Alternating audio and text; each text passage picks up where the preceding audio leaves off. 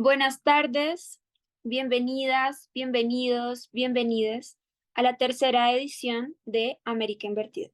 Estamos profundamente agradecidas de poder estar aquí presentándoles este evento. Este año tenemos tres ponentes en el segundo día de América Invertida.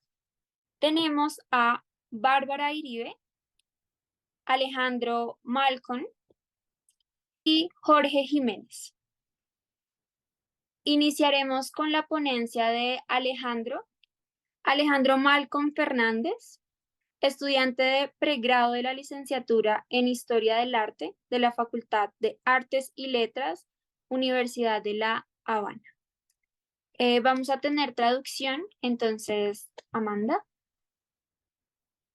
Sou Amanda, eu sou brasileira e irei fazer a tradução simultânea em português das introduções. Hoje é o segundo dia da terceira edição do evento América Invertida e contaremos com a apresentação de três pesquisadores, Alejandro Malcolm, Bárbara Iribe e Jorge Jimenez. Começaremos com a pesquisa do Alejandro, que nasceu e vive em Cuba, e investiga arte no Caribe com foco em fotografia, questões de gênero y arte contemporánea. El nombre de su ponencia es Construyendo al hombre, aproximaciones a la masculinidad hegemónica desde la fotografía caribeña. Buenas tardes, mi nombre es Alejandro Marcos Fernández Quintana, soy de la Universidad de La Habana, Cuba, y los que represento hoy, Construyendo el Hombre, aproximaciones a la masculinidad hegemónica desde la fotografía caribeña, 1960-1980, fue mi ejercicio de diploma que recientemente defendí en la universidad. Comparto pantalla para ir iniciando.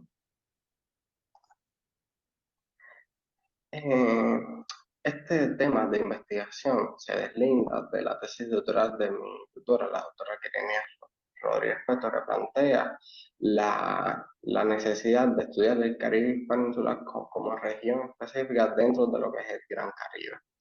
En ese sentido, y apuntando cuestiones para un discurso regional, debemos decir que la década de 1960 fue un nudo cronológico para la región. En este momento se suceden fenómenos similares, con respuestas muy similares y con repercusiones en la producción plástica y gráfica que permiten hablar o permiten verificar cómo hay una sintonía en las islas de Cuba, República Dominicana y Puerto Rico. En ese sentido, y apelando a la fotografía, debemos decir que en la segunda mitad del siglo XX hay una expansión de los soportes y temas del arte. En ese sentido, la fotografía se incorpora al campo de las bellas artes, pasa de las artes menores al estatus verdaderamente de lo artístico, y que configura entonces una imagen insular más heterogénea, un Caribe más heterogéneo que, a juicio de mi tutora, multiplica la aparición de voces y de puntos de enunciación sobre problemáticas de género, raza o sexualidad en el Caribe. A la par que esta imagen nueva de los contextos antillanos está marcado por una gran inestabilidad. En ese sentido, ¿cuáles son los sucesos más relevantes del momento para estas tres islas? Pues bien, en Cuba estaremos viendo el triunfo de la Revolución Cubana, liderada por Fidel Castro, donde la fotografía es herramienta para la validación o la legitimación del imaginario cultural de la revolución y su sujeto guía, que es el guerrillero. Durante esta etapa se comprueba cómo hay una retroalimentación entre arte y sociedad, y donde la sociedad influye directamente sobre el paradigma de lo artístico, parafraseando a la doctora Yolanda Wood. En República Dominicana, el periodo de los 60 a los 80 está marcado por la caída del Trujillato y por el asesinamiento de Rafael León Trujillo, el ascenso y el descenso de Juan Bosch en el poder, lo que lleva a una situación de inestabilidad donde se patenta el el gobierno del triunvirato y posteriormente la guerra de abril en el 65, que es el hecho de la historia más reciente de o sea, de la región de la isla, de la española, con más significación. El arte, entonces, apuesta por un activismo cultural asociado a prácticas multidisciplinarias que tiene su colofón en el frente cultural, y a la par se fundan fotoclubes y actúan figuras independientes que dejaron un testimonio de la sociedad dominicana, de los personajes y de los hitos históricos. En Puerto Rico hay un matiz del cambio y de la beligerancia, pues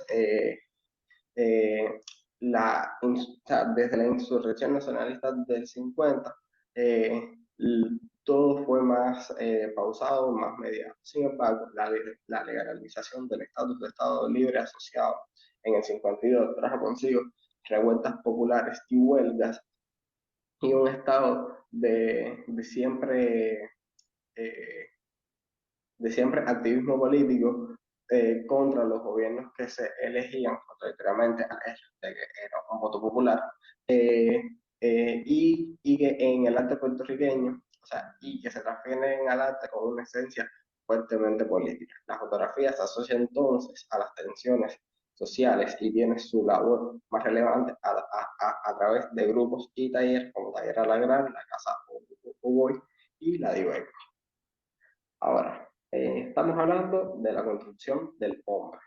Y entonces, ¿de dónde viene esta construcción del hombre o de dónde bebe para el estudio en la región esta construcción del hombre? Pues estamos hablando de que la revolución sexual de la década de 1960 puso en crisis el patriarcado. Las mujeres y las minorías sociales, las minorías sexuales y genéricas, perdón, eh, crean un sistema de pensamiento que se entiende como estudio de hombres, pero que sobre todo esclarece la distinción entre sexo y género. Sexo es una categoría dada por la biología y por nuestra fisiología, y el género es un constructo social donde los sujetos se apegan o no a las estructuras binarias operantes en el contexto de la segunda mitad del 20.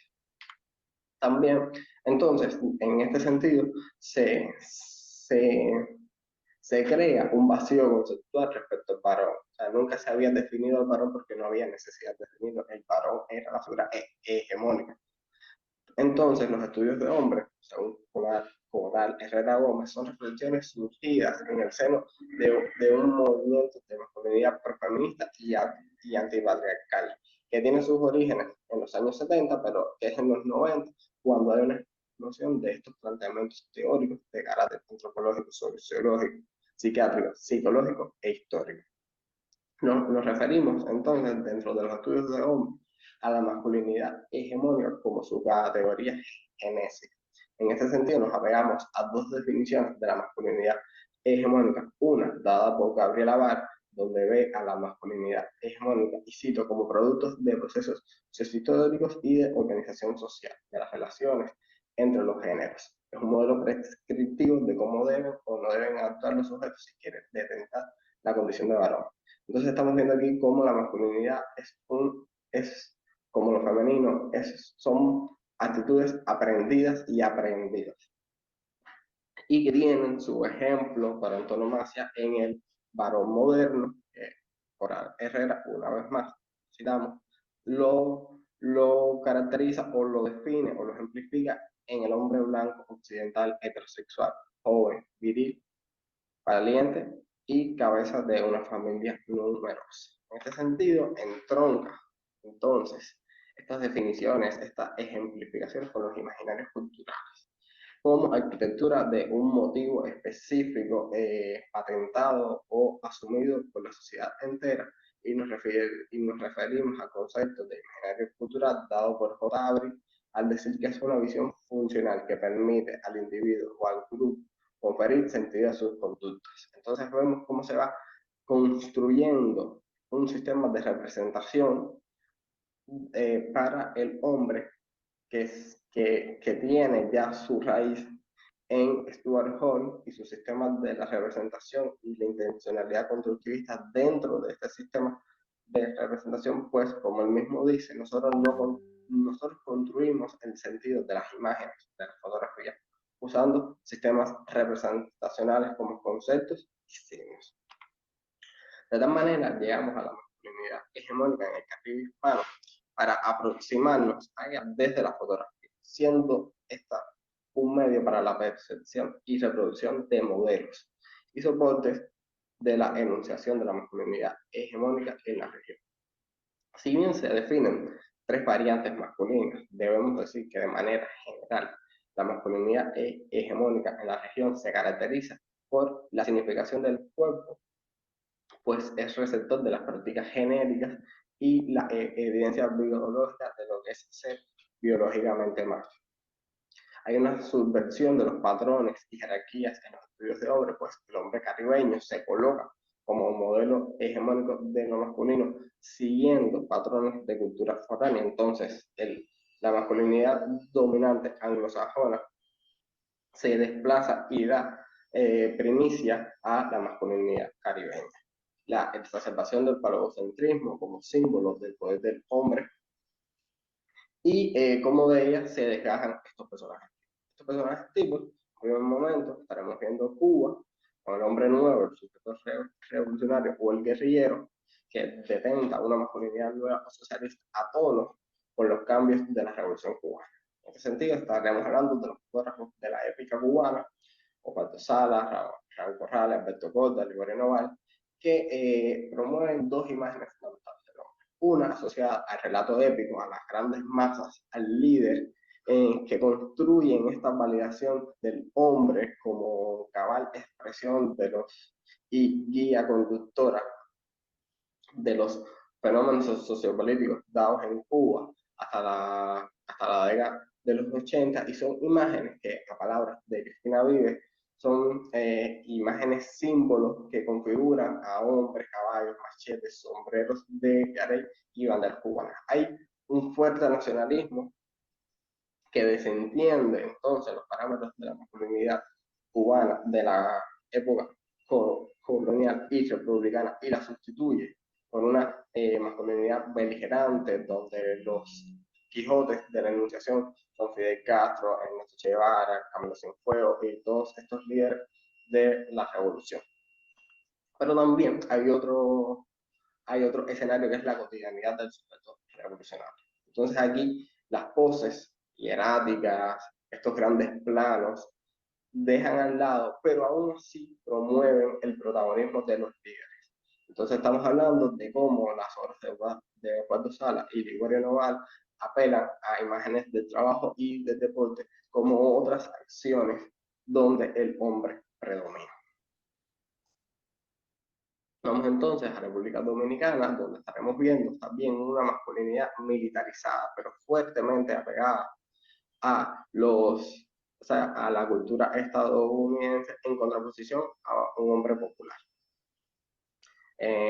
Haciendo referencia a esto, ejemplificamos nuestra idea con las obras de Timo Pimentel en su serie Identify, que apela a la militarización de la cultura, a la representación del marín y del líder mestizo. También estamos hablando de cómo concurren, cómo apela, cómo funciona al parejo la validación de lo propio, a palabras de la doctora Kirenia Rodríguez Puerto. Natalio Putas Pensó, también conocido como Apego, en su obra Parejas en el Camino, entonces deja testimonio de las relaciones interpersonales entre hombres y mujeres populares. El sujeto masculino entonces tiene un mayor protagonismo, tienta entonces a la iniciativa y a su poder dentro de la relación. Específicamente también podemos referir a la obra de Gustavo García, pues en ella apela a cómo el hombre habita, a cómo el hombre popular habita los lugares y cómo estos los lugares lo habitan a él. Se configuran entonces los espacios heterotópicos donde se construye la imagen del trabajo, la barbería, los juegos deportivos y la imagen del cuerpo como evidencia perenne de lo que significa ser varón. Por último, estaremos viendo Puerto Rico desde las figuras del jíbaro, el patriota y el deportista. Pero en un primer momento debemos referirnos que Puerto Rico durante la década de los 60 y hasta 1975 el principal medio de circulación fue la prensa plana para la fotografía. Entonces se hacen estos grandes ensayos que se mutilan o no se vierten completos sobre la prensa con las lógicas editoriales de cada publicación y que tienen en Luis Casanave, Andín Rodríguez y Luis Poncho, Luis Poncho, a algunos de sus principales artífices. Refiriéndonos a Casanave y a Rodríguez, estaremos viendo sus colaboraciones con el periódico El Mundo, donde representan la cotidianidad del líder, la cotidianidad de la alta clase boricua y la representación de momentos clave como son la conmemoración del grito de Lares, y fíjense cómo siempre el encuadre prepondera la figura del hombre, pero es una figura del hombre creada desde los preceptos de una americanización de la cultura, que se contrapone a la obra de Héctor Méndez Caratini, donde él busca la puertorriqueñidad dentro de los nuevos espacios a los que se ve desplazado el jíbaro. El jíbaro en este punto, o sea, en este momento del Puerto Rico, se ve desplazado desde el espacio rural al espacio urbano. Entonces vemos cómo son hombres exhaustos y culturalmente ambiguos, donde no acaban de compenetrar con su nuevo contexto. En su serie, La Ayer, Recuerdos de un Puerto Rico Olvidado, apela a esta categoría de lo popular, que trasciende a su otro ensayo en cuestión, que sería Tradiciones, álbum de la puertorriqueña, donde él sí expone cabalmente el imaginario colectivo del jíbaro en Puerto Rico. Hace entonces alusión al cuerpo como receptor de todas estas prácticas y al carácter beligerante del jíbaro desde algunas poses que no dan en primera instancia una confrontación, pero que están apelando por una identidad nativa diferente a la de la prensa plana que se está moviendo. En ese sentido, y desde la denuncia y las cuestiones de lo político y lo masculino, Héctor Méndez Caratini realiza su ensayo Los sueños del patriota, donde refleja los últimos 17 meses del líder político Andrés Figueroa Cordero, posterior a su excarcelación por problemas de salud de los Estados Unidos. Entonces se codifica la imagen del mártir, del héroe, que si se fijan bien, emparentan mucho con la épica cubana. También se hace alusión a los símbolos, como es la gorra, la bandera, que hablan de la construcción de una identidad masculina desde los preceptos del nacionalismo. Por último, nos quisiéramos referir también a la esfera del deporte en el ensayo Lugo y Campeón, donde a partir de un sujeto único se habla de una colectividad y se resalta el papel del deporte en la conformación de las identidades masculinas en la época contemporánea. El deporte ha sido esfera para la masculinidad y se ha patentado como modelo de conducta. En este sentido, Méndez Caratini retrata los entrenamientos, peleas, los objetos del uso diario para Víctor Callejas, y apela a una variante contemporánea de la masculinidad puertorriqueña. Es una actualización del jíbaro que ya no debe tanto del pasado colonial, pero que es jíbaro en el sentido que visibiliza una imagen verdaderamente puertorriqueña. De manera muy general, podemos llegar a la conclusión de que la construcción del género en el hombre es un fenómeno atravesada por factores históricos y culturales. El género masculino es deudor del patriarcado y de las prácticas genéricas que se le han atribuido con el paso del tiempo. La década de los 60 constituye un punto de intersección para fenómenos transformadores en las islas del Caribe peninsular y de ello deriva un cambio en el signo de las artes visuales, principalmente en la fotografía. La técnica entonces se hace eco del universo de la representación y traslada desde la práctica, desde la plástica y los imaginarios culturales los tropos de la masculinidad. El guerrillero, el heterodominicano y el jíbaro son tropos de la virilidad, y ejemplos de autonomía y resistencia cultural que en el empleo de la fotografía continúan la creación de una imagen mimética a la realidad circundante con dedo en la práctica moderna. Las obras analizadas son resultados de un proceso artístico y cultural ajeno a los estudios de hombre.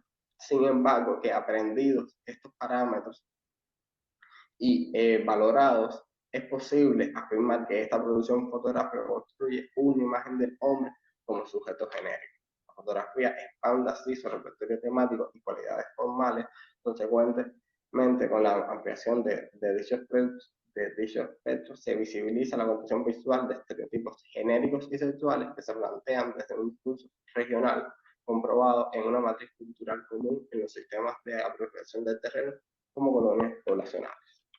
Por último, la conformación de un imaginario fotográfico heterohegemónico del hombre no es tanto intención como resultado del empleo de la técnica para dejar registros de una época y sus sujetos actuantes, de las experimentaciones y ensañamientos del campo de lo artístico, en tanto este último es receptor de las circunstancias sociopolíticas y gestor de una imagen peculiar para cada isla y la región en general. La bibliografía es abundante, pues es un tema que se entrelee, que necesita de más estudios.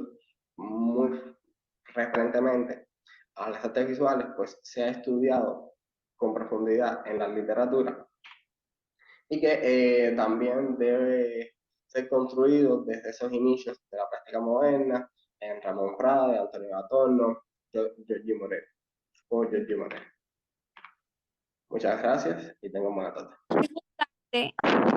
¿Cuál era la imagen que se presentaba antes del hombre desde la imagen que se catapultó con la revolución cubana, es decir, el guerrillero? A ver, anteriormente antes de la revolución y tomando el pasado colonial como referente, se proyectaba una imagen del hombre asociada a la burguesía y las clases altas. Cuestión que entonces empata con el retrato pictórico de los grandes héroes, pero sobre todo de esas clases elitistas que definen una cuestión más mesurada, más estilizada, un retrato diferente al que se propone desde la fotografía que se ve, que se crea en la épica. Esta cuestión entonces se contrapone también al cambio en la soberanía nacional, como estamos hablando, que la fotografía retrata un proyecto fuertemente nacionalista, sin intenciones de presumir una cultura extranjera, y que el retrato anterior o la fotografía anterior, también anclada al estudio, promueve una imagen del hombre entregado a los estándares de culturas foráneas. No sé si se me entendió. Sí. ¿Alguno de los ponentes quiere comentar algo? La cuestión es que este estudio, se propone en su centro el arte contemporáneo, pues como se deslinda de una tesis precedente que atiende las particulares las particularidades del arte contemporáneo, sería entonces necesario hacer otro estudio, otra investigación que atienda los antecedentes históricos de la representación del hombre. Como comentaba, tal vez desde un estudio también regional, pero que cambiaría entonces de manifestación artística, trasladándose principalmente a la pintura. Okay. Entonces habría que hacer el cuento, o sea, habría que reconstruir el trayecto visual desde la pintura hasta llegar a la fotografía. Okay.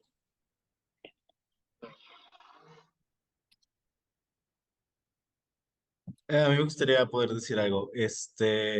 Bueno, como panorama general de tu investigación, a mí me parece muy interesante. Además, haces como un ejercicio que no suele ser tan común en historia del arte porque es muy complicado hablar de arte y regiones. Muy complicado hacer como estas conexiones, ¿no? Cosa que además dice como mucho contexto, porque particularmente en la formación de historia del arte aquí en México no es muy común que haya cursos, seminarios de arte latinoamericano y cuando los hay, o sea, son como el curso, ¿sabes? O sea, nada más. Y que por lo menos yo he notado que en los programas de historia del arte del sur de Latinoamérica, del Caribe, etcétera, creo que sí suelen ser más comunes los ejercicios, cosa que me parece grandiosa, de conexión regional y además contextualizada históricamente. Una cosa que, por ejemplo, yo podría notar de tu investigación y que me gusta bastante y que puede dar pauta a muchas otras cosas, nos hablaste sobre la fotografía, pero creo que también podría ser como pauta. No sé si tú también lo desdobles después en otra investigación, si sea como parte de la misma, pero solo nos mostraste un fragmento, pero de la conexión como intermedial. Ahorita dijiste, mencionaste la pintura, pero por ejemplo, la conexión intermedial con el cine, la televisión, la gráfica popular, la misma que aparece en los diarios, por ejemplo, etcétera. Y también, ¿no? Cómo pueden responder otras personas que quizá deciden del género. A mí me gustó mucho la pregunta que hizo Ariana, entonces, de cómo fue la imagen del hombre, como ese tipo de preguntas que posibilita tu investigación me gusta bastante. A mí me gustaría también quizá conocer o quizá da para pauta para otros historiadores del arte, qué hacen las personas, ¿no? Que deciden quizá del género binario y cómo producen también, ¿no? Sus imágenes, imaginarios, quizá cómo contestaron, etcétera. Y pues nada, pues es eso. Muchas gracias por tu investigación. Eh, Me gustó bastante. sí, inicialmente para mi tesis de grado yo me planteé hablar de las identidades no hegemónicas, o sea, la, la homosexualidad, lo queer, lo transgénero, pero con el paso del tiempo me di cuenta que era necesario construir, o sea, dejar asentado el cómo se construye a la figura que predomina para entonces ver cómo los autores y obras que no eh, están encausados desde lo hegemónico se representan a sí mismos. También son estudios y obras que apelan a finales de la década de los 90 y las dos primeras décadas de nuestro siglo. Autores mucho más contemporáneos con problemáticas diferentes. O sea, comentándote un poco el porqué de lo contextual o de mucho contexto, porque, o sea, para yo fundamentar un discurso regional, entonces, debo dejar claro cuáles eran las circunstancias de estas tres islas y si emparentan o no, porque hubo un momento en la investigación donde había un desfasaje total posterior a los 80 y ahí tuvimos que hacer un coto, o sea, decir hasta aquí, porque después de los 80 los caminos en las tres islas son otros, tanto para la sociedad como para los caminos del arte. Es muy diferente cómo se reformulan los 80 cubanos a los 80 dominicanos y puertorriqueños. En Cuba se conoce a los 80 como el Renacimiento cubano, por todo un florecimiento del arte y de las manifestaciones artísticas contestatarias al discurso oficial, pero en República Dominicana y Puerto Rico hay una línea de continuidad y no de ruptura. Entonces ya no podía hablar entonces de un discurso regional cuando las respuestas son otras en los diferentes contextos. Eh, Sería muy interesante esto, y lo pienso extender hacia la maestría, esta primera cuestión de lo que me dices de las identidades no hegemónicas.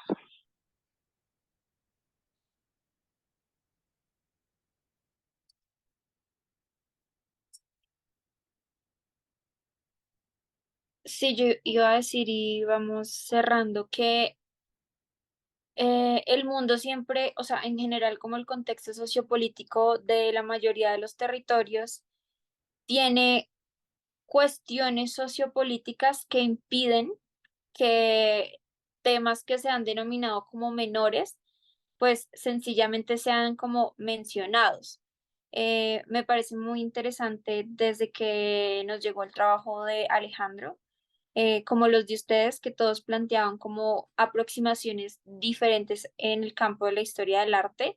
Y es que precisamente, por ejemplo, Cuba, eh, con el tema de la Revolución cubana, da preponderancia a unas temáticas que impiden, por ejemplo, en ese contexto, pues que una persona queer desarrolle, ¿no? Porque hay como una cuestión, entre comillas, mucho más grande sucediendo que impidió como este otro tipo de discusiones. Me imagino que en Argentina pasó algo similar durante el momento de la dictadura, o sea, siempre hay como otras temáticas y lo interesante de iniciar estas investigaciones en este momento, pues es que justamente van a salir esas conversaciones que siempre han estado ahí, pero que en un punto circunstancias sociopolíticas no las dejaban ver como urgentes o necesarias.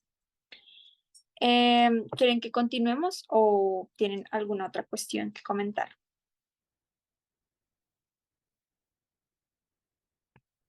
Porque entonces continuamos con Jorge Jiménez. Jorge Jiménez es historiador del arte, gestor cultural y docente que se interesa por los revisionismos historiográficos del arte mexicano y latinoamericano, así como las prácticas divulgativas, educativas y curatoriales desde una perspectiva antirracista y anticolonial. El día de hoy nos comparte su investigación y ponencia, notas sobre la indisciplina, la reconsideración del sujeto etnográfico en el discurso narrativo de la historia del arte como intervención decolonial.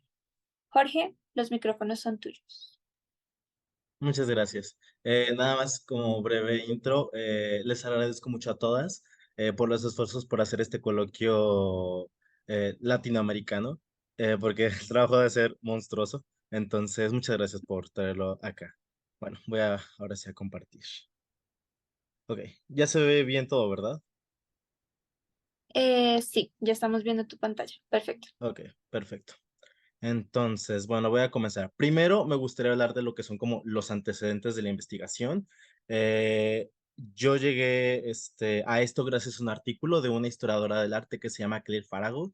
Es una historiadora del arte estadounidense que tiene este artículo muy interesante. Quizá en este libro que yo pensaría, quiero creer que es muy común ya entre historiadores del arte, estudiantes desde licenciatura hasta posgrado, que es El arte de la historia del arte, editado por Donald Preciosi. Bueno, en este artículo ella aborda cómo es que había como una serie de relaciones entre la etnografía, la antropología y la historia del arte. Entonces pone de manifiesto como una serie de cuestiones donde precisamente no se critica cómo se construyen las narraciones sobre sujetos en torno a imágenes, como las primeras imágenes del siglo XVI, desde que inicia la colonia, la conquista, imágenes que se producen sobre sujetos no occidentales, sobre personas de culturas no occidentales, no europeas. Entonces aquí les pongo dos imágenes. Una es de estas imágenes que analiza Clefarago, que es un grabado. Nada más permíteme porque me está estorbando una barrita, la de la aplicación. Bueno, ok, esta imagen de Jean Delery y a la derecha tenemos una imagen de Avi Barbuch. El asunto aquí es que Clefarago afirma que las imágenes, eh, como esta construcción de imaginarios que se realizan sobre las personas no occidentales, principalmente aquí en América y en las colonias americanas, y además que son como los principios de la etnografía, son como los primeros pininos de la práctica etnográfica en antropología, se dieron en esta época, porque bueno, en la imagen que vemos a la izquierda viene acompañado de una serie de textos que empiezan a construir una imagen del aborigen americano.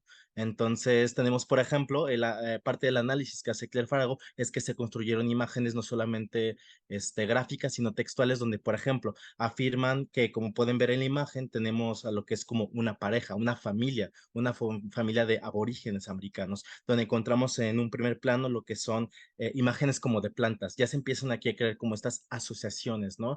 De lo que es el campo, trabajar la tierra, y también de lo salvaje, porque ya en el segundo plano podemos empezar a ver a la familia y además todos están desnudos, cosa que es como algo no muy, o sea, en términos del siglo XVI y occidentales, no es algo como civilizado, tienen como estas armas rudimentarias como lo son las flechas, el arco, están juntos, también esta noción de construcción de la familia, porque esta imagen la produce Jean Delery, que era se me fue el nombre, era un misionero calvinista. Entonces, él construye estas imágenes y tan solo aquí ya su idea de familia le empieza a extrapolar y a poner sobre las culturas aborígenes americanas.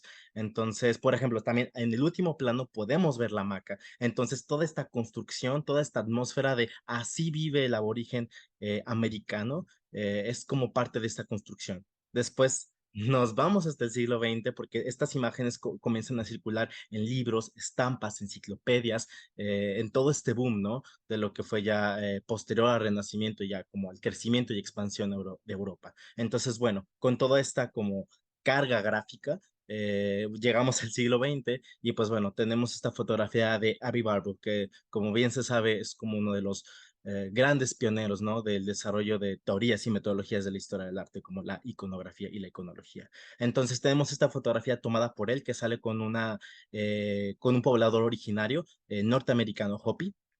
El asunto es el siguiente, Claire Farago nota algo, y es que nota que se toma esta fotografía con esta persona originaria Hopi, y una de las principales cosas que nota es que no menciona quién es, no le importa a Avi Barbo quién es, lo que le importa es como esta cuestión de su intelecto. Yo soy historiador de arte, estoy analizando este ritual religioso Hopi, y además es un ritual religioso que según la artista que revisa los documentos de Avi Barbo, analiza, o sea, es un ritual que es secreto, o sea, es sagrado, que no se comparte. Y sin embargo, Avi Barbour toma esta fotografía, comparte este momento sagrado secreto con esta persona originaria Hopi y no menciona ni siquiera quién es. Entonces ya aquí a mí me dio pauta para pensar en problemas que tiene la historia del arte al narrar obras de arte, al analizarlas, describirlas o narrar culturas que atraviesan o marcan sujetos, que atraviesan otras personas. ¿De acuerdo? Entonces, ese fue mi punto de partida. A ver.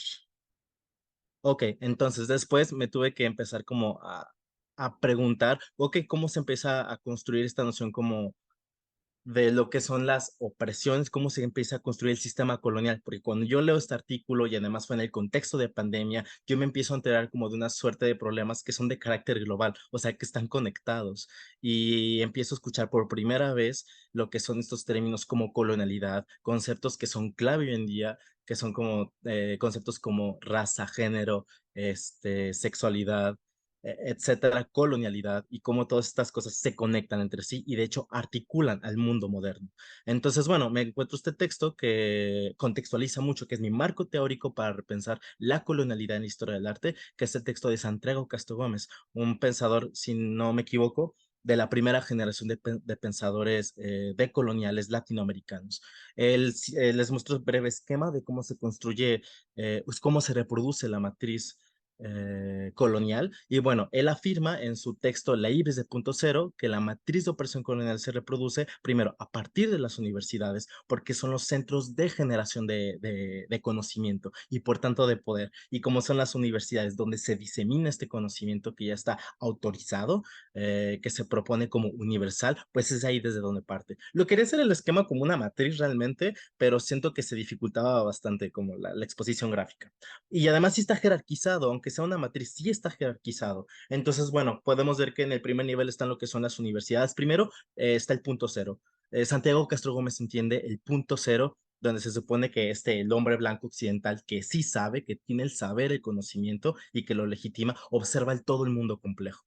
El todo mundo complejo que realmente es muchas veces inexplicable, pero desde arriba lo fragmenta.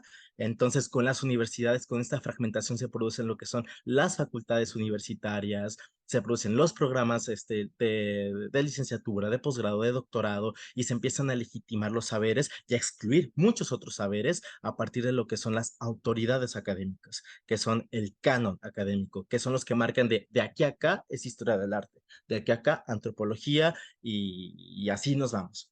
Entonces, pues nos da cuenta de que realmente la matriz se constituye a partir de estos límites, de estas fronteras de conocimiento, fronteras geopolíticas, que son muchas veces materiales y otras inmateriales. Entonces, bueno, pone la universidad como el punto en que se reproduce esta matriz de operaciones. Esa es como su apuesta y que a mí me permitió leer entonces la historia del arte de otro modo. Bueno, de acuerdo. Entonces aquí la pregunta es, bueno, entonces, ¿cómo la historia del arte reproduce el sistema de opresiones? Podría ser una conversación muy amplia y muy larga y no daría para la ponencia, pero en síntesis, pues podemos realmente ubicar el sistema de opresiones, cómo la historia del arte ayuda a reproducir este sistema, pues a partir de lo que es ya son sus sujetos y sus instituciones, como los museos, los programas de historia del arte, los críticos de arte, los galeristas. Este es como el sistema en el que se apoya la historia del arte para legitimar su discurso como verdadero y como científico. Entonces, todo lo que diga sobre las obras de arte y todo lo que atraviesa las obras de arte va a ser entonces constatado como verdad. Y a estas alturas ya sabemos que las imágenes producen imaginarios sociales no en sí mismas, sino en medida en que nosotros las codificamos y las decodificamos en este juego, ¿no? Que además es transmedial, transhistórico, entonces siempre hay que situar como esta lectura de imágenes y estar consciente de eso. Y eso va a la apuesta, porque mi afirmación es que la historia del arte, y muchas veces nosotros los historiadores de arte, no lo hacemos. Nos vamos directamente a analizar de imagen y de pronto podemos llegar a perder como la noción de qué efectos tiene narrar una obra de arte, narrar una época, narrar una cultura a partir de una obra de arte.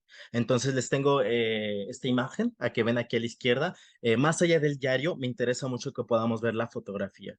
Entonces, bueno, yo lo que hago ahorita es voy a hacer una breve crítica a lo que dice una de las historiadoras de arte que creo que más admiro, una de las muchas mexicanas, que es Débora Dortinsky Appelstein. Y bueno, cito. A propósito de ella analizando esta fotografía, nos dice, cito, es difícil no encontrar una alegoría en esta imagen, de lucha, de la resistencia, de un poder débil sobre uno más fuerte. Bueno, aquí Débora Dorotinsky analiza, en el texto en el que ella analiza esto, analiza cómo las mujeres, cómo en la fotografía podemos darnos cuenta de la participación de las mujeres en la sociedad en el siglo XX. De eso va su artículo en general. Y de hecho su artículo se llama Participación de mujeres y fotografía. Bueno, el asunto aquí es que ella en este artículo, cuando analiza esta fotografía de muchas otras que analiza, reconstruye lo que es el estilo y hace esta suposición de lo que está sucediendo en la imagen. Pero entonces yo a partir de todo lo que leí gracias a Claire Farago y lo que nos menciona Santiago Castro Gómez, yo me empiezo a hacer preguntas como de, bueno, ¿y cuál es la experiencia de la mujer que empuja a este soldado? En qué, o sea, ¿qué realmente es lo que está experimentando? Esto está documentado, no lo comparte la historiadora del arte. ¿Cómo sabemos además lo que hacen o piensan sus otras compañeras? Se informó del artista, se informó de otros historiadores de arte, Débora Dorotinsky. ¿Cómo sabe qué es lo que está pasando? Únicamente viendo la fotografía. ¿No hay acaso un problema ético de no incluir las experiencias de la mujer que está ahí en la fotografía o sus compañeras mujeres? Pero hay otro caso, también gracias al pensamiento feminista, pensé, bueno, muchas veces las mujeres están despojadas de esta capacidad interpelativa por X o Y razones. Entonces, ¿es realmente ético hacer unas suposiciones o interpretaciones de qué piensan las mujeres o el sujeto otro, diferente a nosotros, cuando no puede hablar, cuando no se puede pronunciar? ¿Es ético hacerlo, por la persona cuando está desprovista de su capacidad interpelativa? Entonces, lo que estoy aquí diciendo es que hay una problemática muy seria, muy fuerte, y no solamente teórica, sino metodológica para hacer narración de historia del arte desde otra perspectiva ética, y que además afirmo que es decolonial. Entonces, habría como que resolver cómo sería ese procedimiento metodológico y teórico. Para además también repensar la historia del arte, cómo interviene socialmente en la vida cotidiana. Muchas veces la historia del arte a mí me preocupa que se queda en este análisis de obras de arte y las galerías y de pronto se encierra su narración en el cubo blanco. Bueno, cómo la historia del arte en estos casos interviene en la sociedad y desarrolla reflexiones intelectuales críticas sobre lo que está pasando ahora, no solamente con lo que pasa ahora, sino con lo que ha pasado en la historia y en diferentes lados. Y bueno, dado que la colonialidad además es global, también pensar cómo nos afectan los conflictos internacionales es menester, ¿no? Y bueno, para esto, respecto a la propuesta metodológica, yo no soy antropólogo, como quizá lo pudieron ver en mi currículum vitae, pero la antropología creo que además ofrece muchas herramientas, ¿sí? O sea, implica indisciplinar la historia del arte, quizá de pronto dejar de hacer historia del arte y empezar a hacer otra cosa, porque antropología tampoco es. Entonces, como diría Santiago Castro Gómez, sería transdisciplinar los saberes. De hecho, él apuesta por una universidad transcultural, que es de hecho decolonial, que es que no haya como tal facultades, que no haya como estas fronteras, ¿no? Que se vayan rompiendo. Entonces yo encuentro en la antropología elementos metodológicos para abordar las imágenes de otro modo. Y bueno, tenemos la propuesta de Rosena Guber, que es la reflexividad. Para Rosena Guber, la reflexividad es básicamente tener en síntesis, hacer este examen de conciencia, que todo lo que hacemos, ella como antropóloga y haciendo etnografía, como estando en el campo uno tiene participación y tenemos que tener conciencia de ello, de que al momento de narrar la cultura de otras personas, al momento de narrar personas, participamos en la construcción de sus realidades, cuando otras personas no están cercanas, a las personas que estamos narrando o a sus vidas inclusive. Entonces, bueno, la reflexividad es precisamente hacer conciencia de eso, de cómo participamos en la construcción de las realidades y cómo la narración entonces hace sujetos. Esto es algo que ya ha dicho Michel Foucault. Entonces, hay una conexión aquí ya de saberes, ¿de acuerdo? Entonces, el método de reflexividad que utiliza para la etnografía Rosana Guber, a mí me ha servido para poder hacer un ejercicio de análisis fotográfico, que sé que demostró a continuación, que es ese es el uno de los objetivos en esta presentación, hacer un ejercicio de lectura desde esta posición de conciencia narrativa, que es como yo ya le llamo, a partir de la reflexividad de Rosana Guber. Bueno, entonces voy a analizar lo que es la serie fotográfica Plaza de la Soledad de la fotógrafa mexicana Maya Godet. Así como un contexto sencillo, que es como el ejercicio típico del historiador, historiadora del arte, sería, bueno, dar un poco de información sobre el artista y sobre la obra que voy a brevemente hacer lectura. Bueno, Maya Godet es una fotógrafa mexicana. Ella es parte de la generación de llamado segundo boom fotográfico, que se produce con la creación del centro de la imagen. Brevemente, esta cuestión del boom fotográfico, México en su historia de la fotografía identifica lo que es un primer boom. Digo, la fotografía que en México llegó como en los 40, en 1840, más o menos. Bueno, hay prácticas fotográficas, pero empieza a haber primero un primer boom de fotografía con la democratización de los medios, de las tecnologías, etcétera, y que se conforma este primer boom con el surgimiento de los coloquios de fotografía. Para no irme tan lejos, se empiezan a discutir lo que son prácticas técnicas, estéticas, políticas, éticas de la fotografía. Bueno, Maya Godet es parte de este segundo boom que se produce con el centro de la imagen después de los coloquios de fotografía mexicanos, que le llamaron coloquios latinoamericanos de fotografía, cabe decir. Entonces, ella es parte de este segundo boom, que es el boom de lo experimental. El primer boom tiene más fotoperiodistas, documentalistas, etcétera. Este segundo boom al que pertenece Maya Godet es más de los experimentales, los que experimentan imagen, texto, técnicas, colores, formas, abstracción, recuperan la abstracción, etcétera. Porque la abstracción en fotografía ya estaba comenzando desde después de la Revolución Mexicana, después de los 1920, y el segundo boom ocurre después de los 80. Entonces es como retomar muchas cosas de una forma consciente. Bueno, ese es como el contexto artístico en el que está Maya Godet. Bueno, y además cabe decir, como aquí lo pongo, nació en una familia de izquierda, que era marxista, y si no me equivoco, su papá fue comunista y hasta estuvo encarcelado, entonces, por haberlo sido. Entonces, bueno, ese es el contexto de Maya Godet.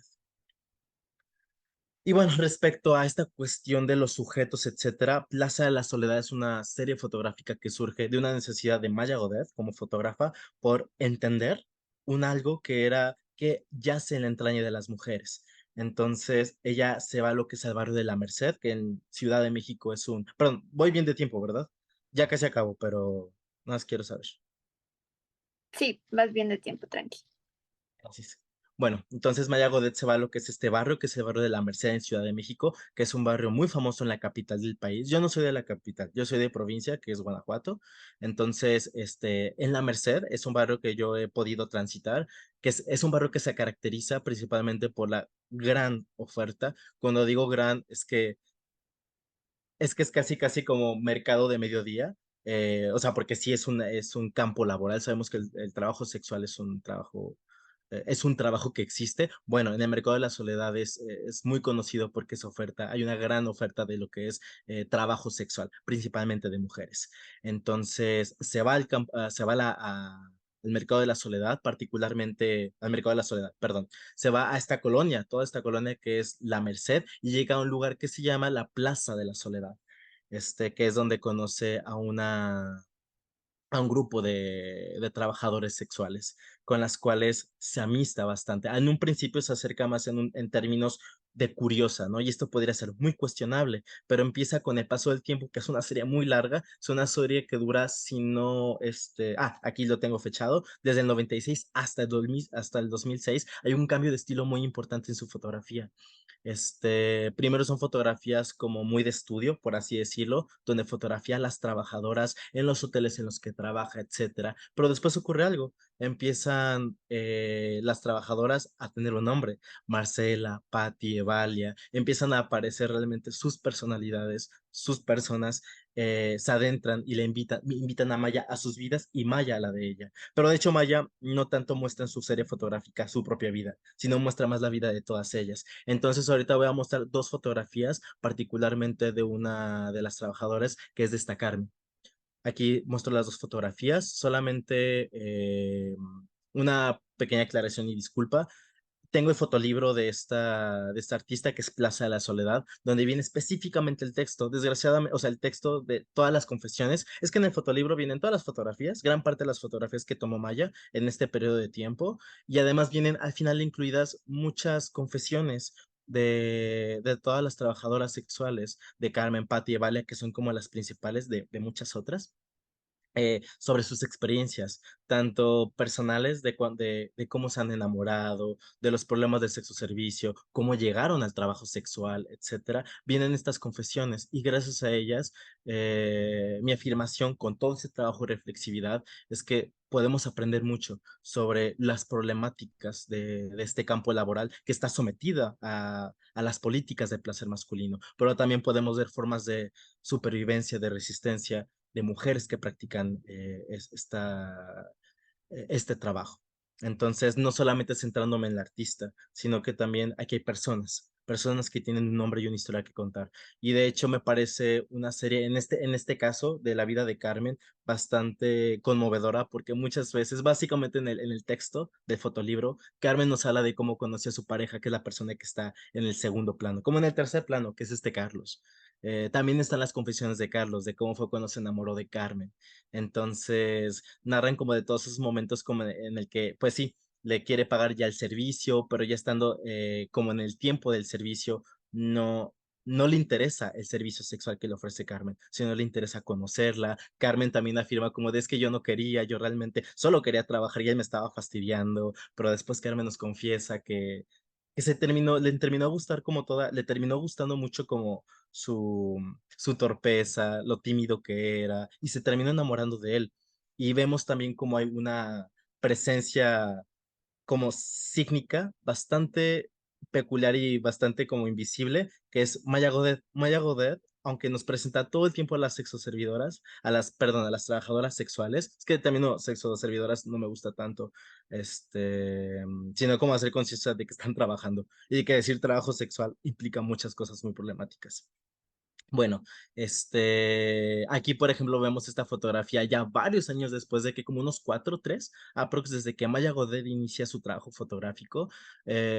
o sea, 4 años, 3 es demasiado. También Plaza de la Soledad es un documental cinematográfico que yo les invito a ver, es extraordinario. Y también son más presentes las confesiones, las historias de las trabajadoras sexuales, de todas ellas con las que Maya Godet tiene contacto. El asunto aquí de la cuestión como intercínica que yo les menciono es que no vemos a Maya Godet presente, entre comillas, pero el hecho de notar narrativamente que ella está atrás del encuadre fotográfico, atrás de la cámara, en un momento muy importante como lo es el matrimonio de Carmen y Carlos, porque tanto en la película como en el fotolibro, ellos hablan todo el tiempo que están muy enamorados el uno del otro. O sea, las confesiones son intermediales, no son invenciones de Maya Godoy, están en el fotolibro y están en el documental y vienen de la boca de cada uno de ellos, de Carmen y de Carlos.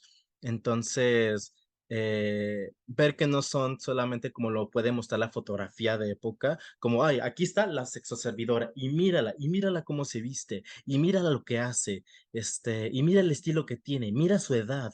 O sea, sino ver que hay historias detrás de, y que no nosotros quienes nos dedicamos a la crítica de arte, historia del arte, etcétera, no infamamos sobre la vida de estas personas, no las objetivicemos, no las hagamos cosa, creo que es parte de este menester. Y notar estas, eh, como diría la escritora argentina Camila Sosa Villada, cómo en estas rajaduras de la cultura se escapan las historias de las personas que están siendo sometidas por el sistema, realmente tienen una humanidad y una experiencia que de hecho se escapa en las obras de arte, pero que creo que los historiadores de arte muchas veces no narramos. Entonces, yo invito a todo esto como conclusión a hacer como esta, qué efectos sociales puede tener la reflexividad y la conciencia narrativa de hablar de obras de arte que están atravesadas o que enmarcan sujetos etnográficos, que atraviesan personas. Porque inclusive el término puede llegar a ser problemático, pero es estar consciente que estamos hablando de personas.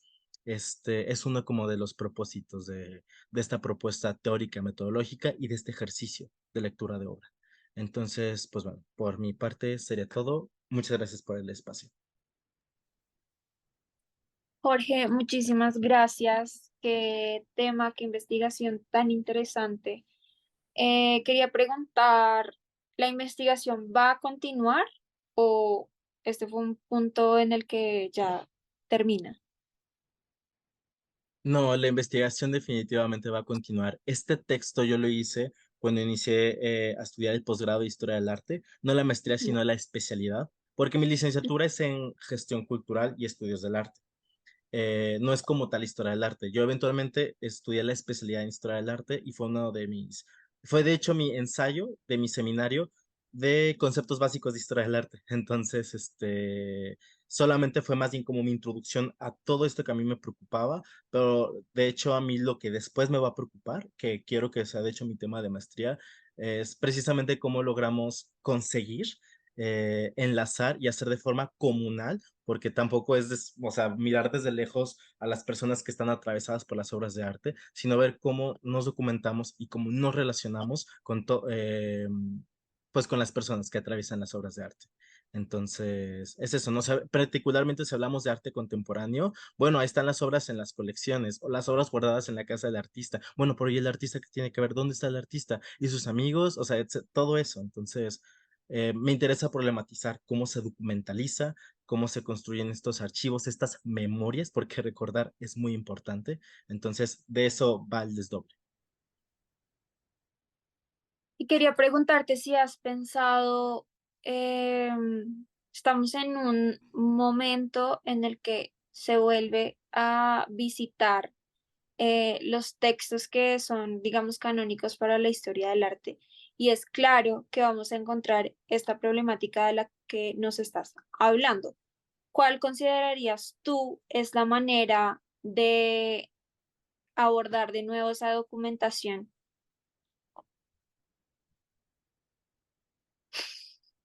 Qué difícil pregunta. Es que yo diría que dependiendo, Ujú. ay no, es que siento que va a sonar bien sosa mi respuesta, pero yo creo que la forma de abordar estos textos canónicos va a ser inevitable.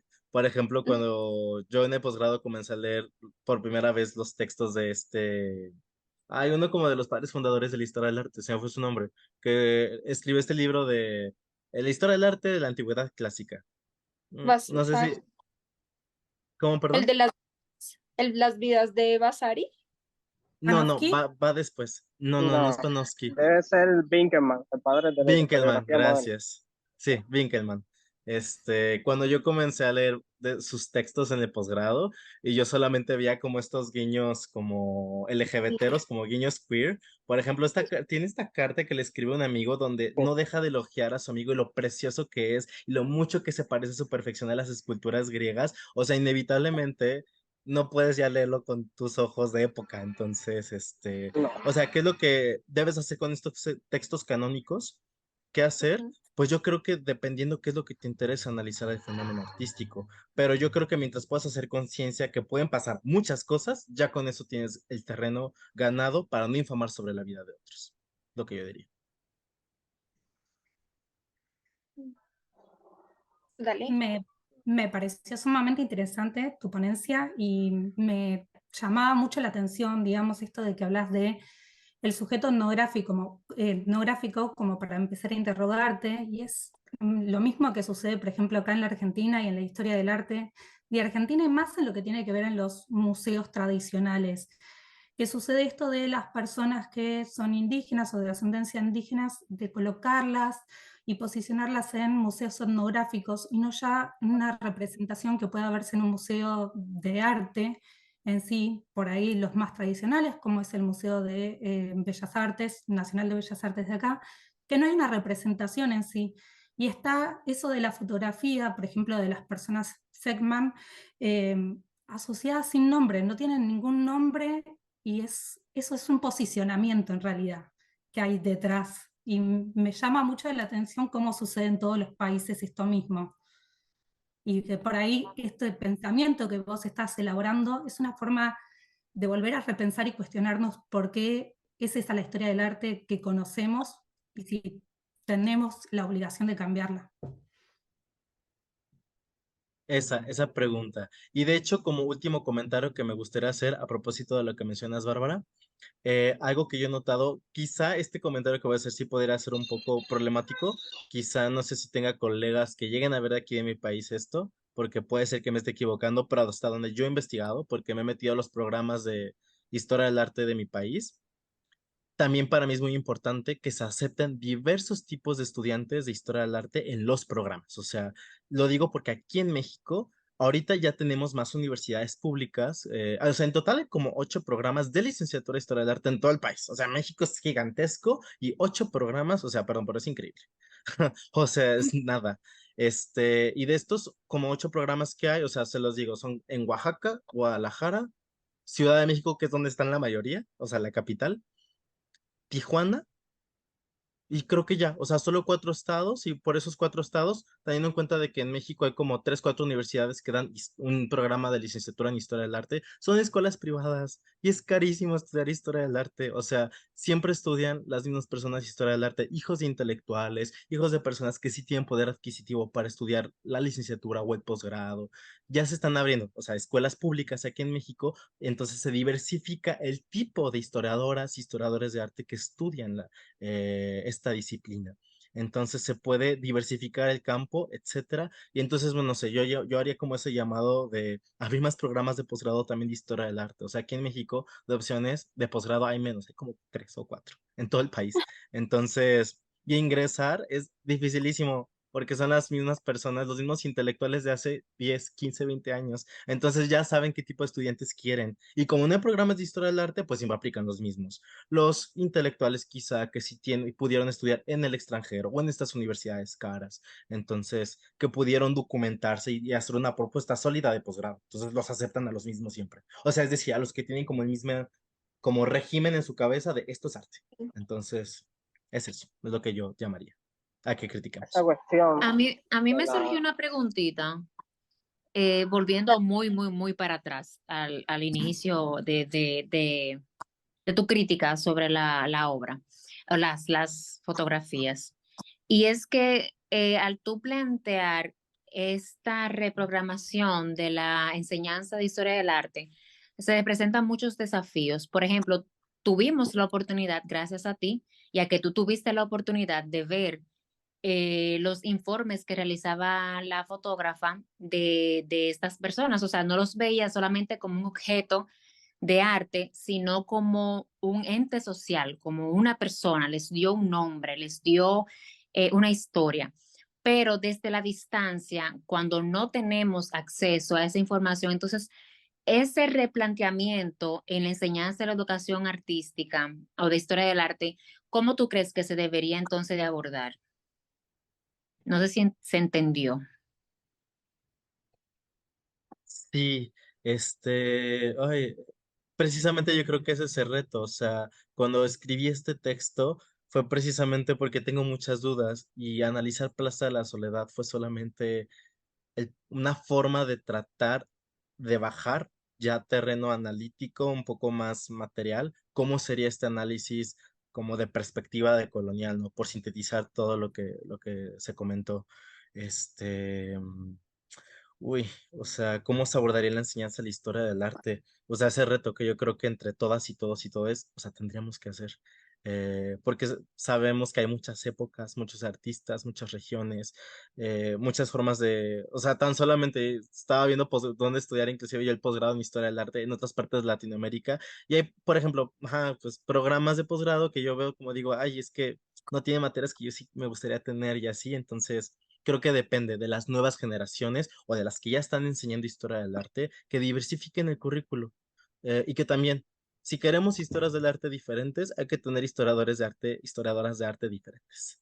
Entonces, no te podría responder, no tengo la respuesta, pero yo creo que ese es el reto y es el propósito de mi reflexión, que podamos cuestionarnos y desarrollar ya en tiempo real estrategias y métodos para diversificar la enseñanza y el abordaje de la historia del arte. Y yo diría Creo que el cambio fue, transdisciplinario. creo que o sea, para cambiar la historia del arte debe haber un cambio generacional. Es muy común lo que plantea Jorge, que son las mismas personas que llevan haciendo crítica 20 años, que llevan curando las exposiciones 20 años, que están dirigiendo las instituciones culturales y artísticas del país 20 años, que no acaban de ceder su paso a las nuevas generaciones, que tenemos estas visiones desde la decolonialidad, la alteridad, lo queer, que se han hecho de un espacio dentro de lo que es el panorama artístico, pero que aún resisten a la academia o a las políticas culturales. Cuando logremos, todos los que estamos acá, todos los que conforman la red, afianzarnos como voces críticas autorizadas, creo que en algún momento vendrá esta diversificación de la historia del arte.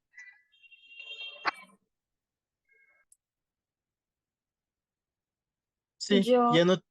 Ah, perdón, no, se iba a decir, y ya no tenerle miedo a quizá de pronto dejar de ser historia del arte. Precisamente si derribamos esta frontera de proteger la sagrada disciplina de historia del arte, quizá se puedan hacer otras cosas. Quizá no, a no perderle miedo a dejar de hacer historia del arte y ya no saber qué hacemos. sí. ¿Vas a hablar, Bárbara?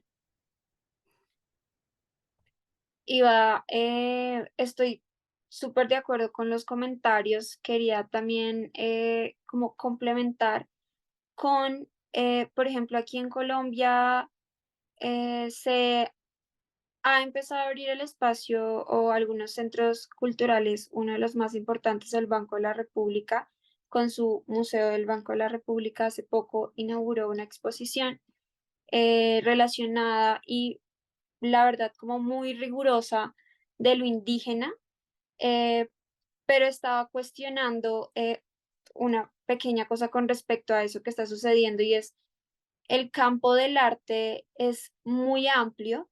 La historia del arte ha privilegiado algunas manifestaciones dentro de todas las manifestaciones que tiene el arte.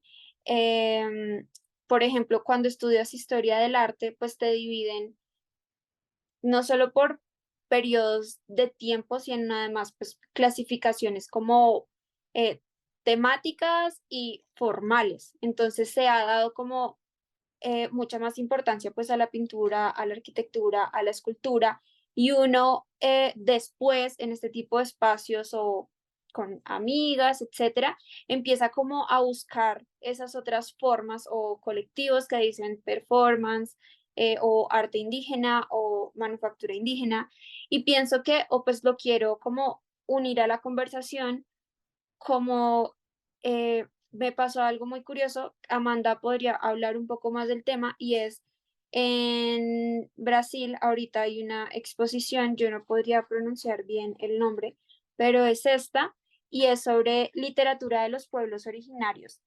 Y me parece que esto es, o sea, se acerca un poco más a la diversificación del campo, porque aquí se privilegia el arte como plástico, no sé si me hago entender. Entonces yo no había, o sea, no había visto, me imagino que lo hay, o sea, tal vez más bien los centros por los que me muevo aquí en Colombia, no me ha dado la oportunidad de encontrarlo, pero literatura indígena yo no, pues no me había acercado. Entonces, eh, tuve la oportunidad de ver esto, y entonces pues tener el catálogo y uno ya tener como una bibliografía desde ellos, me parece increíble, y de una forma que de verdad podríamos entender en la historia del arte como es la literatura, pero pues desde la academia se privilegian esas otras formas, y al privilegiar esas otras formas tú les quitas la voz porque necesitas un curador formado en la academia eurocéntrica para venir a hacer una curaduría de pues unas formas completamente diferentes, o que pues se salen de esos estándares. Creo que, o sea, eso como para enmarcar lo que estaban hablando con respecto a, por ejemplo, nuestras culturas, pues va a ser muy complejo encontrarlas en museos con los historiadores del arte que tenemos o que se han formado. Con respecto, como para darles el pequeño chisme, aquí en Colombia solo dos universidades dan historia del arte, y ambas son privadas, y ambas están en la ciudad capital. Y obviamente el ingreso es muy pequeñito. Cuando yo entré, tenía 4 compañeros más, 5 compañeros más. O sea, ese año solo entraron 6 personas a la carrera de Historia del Arte en una de las universidades, y obviamente mucha gente a mitad de semestre cancela, etcétera. Yo me gradué con otro compañero, o sea, este semestre nos graduamos 2 historiadores del arte. Entonces, claro que es complejo. En este momento, las instituciones tienen profesionales que vienen de otras áreas, o lo que mencionaba, se formaron fuera del país y son quienes ocupan los cargos, luego hacen sus maestrías, etcétera, y todo acá. Pero es muy reciente que la carrera de Historia del Arte vaya a empezar a tener profesionales completamente formados aquí en Colombia. Eh, sí, como para, sí, es como enmarcar un poquito también el contexto acá. Dale, Alejandro. Yo quería, o sea, comentar un poco acerca de esto. O sea, estas formas de arte que estamos viendo es lo que la doctora la doctora Adelaida del Juan denomina el arte fuera del museo. Y que tienen toda su validez dentro del campo del artístico, siempre y cuando aquella persona que se acerca al arte artístico creo que sea nativa de este tipo de formas, que se acerca a él desde su formación nacional. En ese sentido, nosotros tenemos dos instituciones que dan historia del arte, o sea, la Facultad de Artes y Letras en la Universidad de La Habana y la Facultad de Humanidades en la Universidad de Oriente. Ambas son públicas, lo que la cantidad sí es diferenciante. En el oriente del país son mucho menos estudiantes, son alrededor de 15, 20. Y, por ejemplo, mi promoción, que se gradúa ahora en diciembre, somos alrededor de 35. Sin embargo, de esos 35, no todos vamos a ejercer. Y esa misma reacción que tú acabas de tener la tuve yo cuando vi en Dominicana que Judith nos estaba hablando que eran 4 estudiantes nada más, o que la cifra merma o asciende de año a año por cuestiones muy, la pandemia, la crisis económica, y que vamos a estar claros que el arte, el estudio del arte y la crítica de arte no es una necesidad primaria. En ese sentido, siempre queda a las élites que tienen cubiertas esas necesidades básicas el estudio de, de estas cuestiones. Es muy asimétrico, como diría Carpentier, quienes estamos formando para ser historiadores.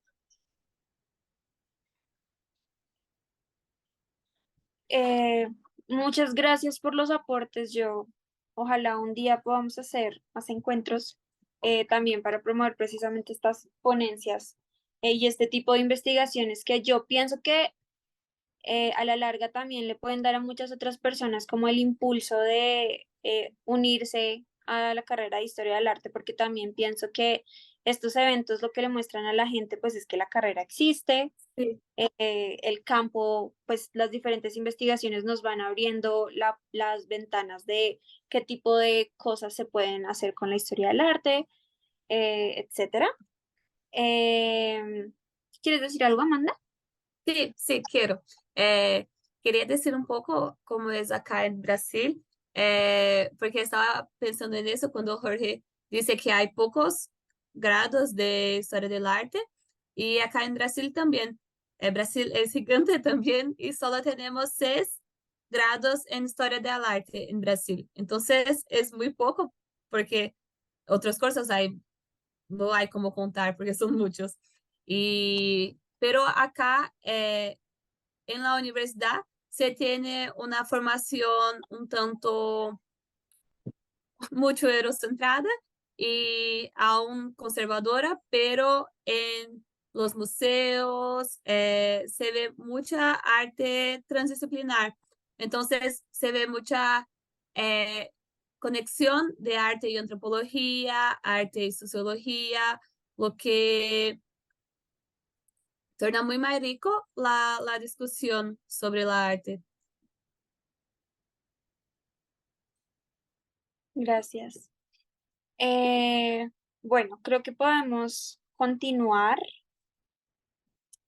con la última ponente del día de hoy.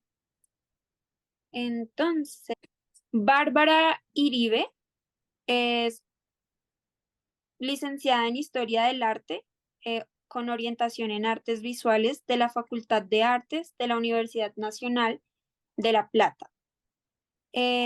También fue alumna en la Maestría de Derechos Humanos de la Universidad Nacional de La Plata y actualmente se encuentra en proceso de realización de la tesis de maestría. Es abogada recibida en la Facultad de Ciencias Jurídicas y Sociales de la Universidad Nacional de La Plata. El día de hoy nos va a presentar la investigación y consecuente ponencia, no sé si lo pronuncie bien, Coatlicue, una lectura feminista y latinoamericana de ayer y hoy. Bárbara, bienvenida. Perfecto. Bueno, buenas tardes. Sí, lo pronunciaste bien, seguramente yo también lo pronuncie mal, Coatlicue. Lo que quiero aclarar es que, bueno, soy estudiante todavía de Historia del Arte, estoy en segundo año, y bueno, vengo desde la abogacía a tratar y de los derechos humanos a tratar de desde ahí conectar, y por eso la ponencia va a ser sobre teoría decolonial y teoría feminista de género, en relación a Coatlicue y a esta obra de arte contemporáneo que voy a tratar de analizar meramente, pero es más como un disparador, ¿sí? No sé si arranco con la presentación. Sí, por favor, Perfecto. revise.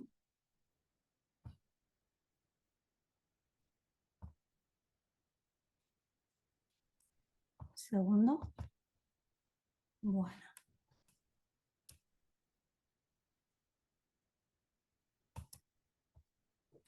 Bueno, en realidad acá paso a hablar y tomo como disparador esta obra de arte de Mariana Castillo de Val, que es una artista mexicana. Seguramente acá me puede ayudar Jorge en muchas cosas que me exceden, obviamente, del arte mexicano, pero bueno, me gusta esta obra, que en realidad son varias, se llama Between You and the Image of You That Reach Me.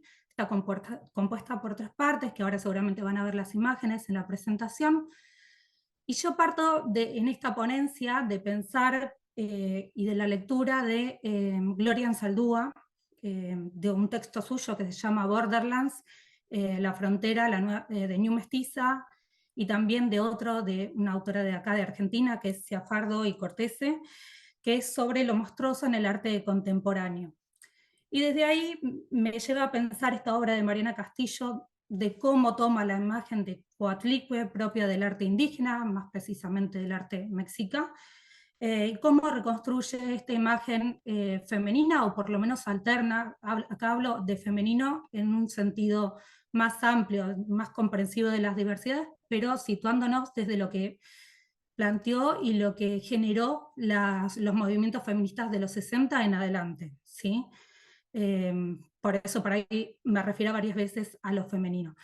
La artista Mariana lo que hace es tratar de generar un diálogo entre los objetos arqueológicos y culturales con el arte presente. Quiere plantear también un cuestionamiento acerca de cuáles son las construcciones museológicas y cómo se exponen, y a su vez cómo se preserva el patrimonio histórico, y poner esto en relación con un pensamiento crítico y repensar qué es la historia que estamos contando y cuál es la historia que nos llega de ese pasado, ¿sí? Bueno, esta sería la obra principal que yo voy a tomar, que es la de No Solid Form Can Contain You. En realidad lo que hace acá Mariana es toma la imagen de Coatlicue, monolítica, y la reconfigura, saca hacia afuera todas sus curvas, sus líneas, y las transforma. A su vez, esta obra está por separado, en pedazos o en su conjunto, y yo creo que lo que intenta hacer el artista es mostrarnos cómo no podemos llegar a comprenderla en su totalidad, por lo menos desde la historia del arte que conocíamos, o que es más de tipo tradicional, y cómo nos excede y necesitamos recurrir a otros tipos de pensamiento que ya no son tan hegemónicos, como es el pensamiento indígena, y desde ahí podemos intentar comprenderla. Más allá de que por ahí nos excede, ¿sí? Y en esto retomo las teorías del feminismo, de que la consideración de lo que era ser mujer en otra época estaba determinado por el hombre, y el hombre a su vez burgués, europeo, y capitalista claramente. Entonces desde ahí podemos repensar a la obra. Bueno, estas son distintas imágenes que ella ha tomado de la obra. Yo puntualmente lo que hago es pensar cómo Coatlicue nos permite reconfigurar y repensar esa historia que nos han contado, una historia en la cual la Coatlicue en realidad es una diosa madre de todos los dioses, y es la madre de el gran héroe mexica, que es, seguramente lo diga mal, es Huitzilopochtli. En realidad la historia náhuatl, lo que se puede entender es que solamente podemos comprenderla dentro de la cosmovisión indígena, ¿sí? De su pensamiento, en el cual la obra de arte ya no es solamente la obra de arte artística, sino que está conformada también por la ritualización y la realización de ese ritual en un momento sagrado y en una configuración más abarcativa, abarca todo, abarca todo, me quiero referir a lo social, a lo cultural, a las prácticas mismas, a las creencias. Entonces, ya no es solamente la obra de arte como la tenemos entendida nosotros desde los parámetros estéticos de la modernidad, sino que es mucho más amplia y nos da mayor comprensión de la situacionalidad, y a su vez nos permite repensar este presente, ¿sí? Bueno, voy a hacer brevemente una referencia a la Coatlicue original, que es la obra mexica, y a su mito originario, que es lo que por ahí ella trae en estas obras y en estas imágenes, es que era la madre de la luna y otros dioses que eran las estrellas, y lo que hicieron al enterarse de descubrir que ella estaba embarazada o gestando a Huitzilopochtli es buscar asesinarla. En este asesinato lo que no perciben o no preveían era que Huitzilopochtli iba a nacer, y de esta manera iba a darle muerte a la luna y desmembrarla y tirarla por la colina, por la montaña hacia abajo. Con esto en realidad lo que trata el mito es de traernos esta historia cíclica, de que no es un pensamiento lineal, el pensamiento indígena, sino que es un pensamiento circular, en el cual vamos a ver la representación del Sol con Huitzilopochtli y la representación de la Luna, en la cual cada día va a haber un nuevo círculo que se va generando y que vamos en un tiempo en espiral.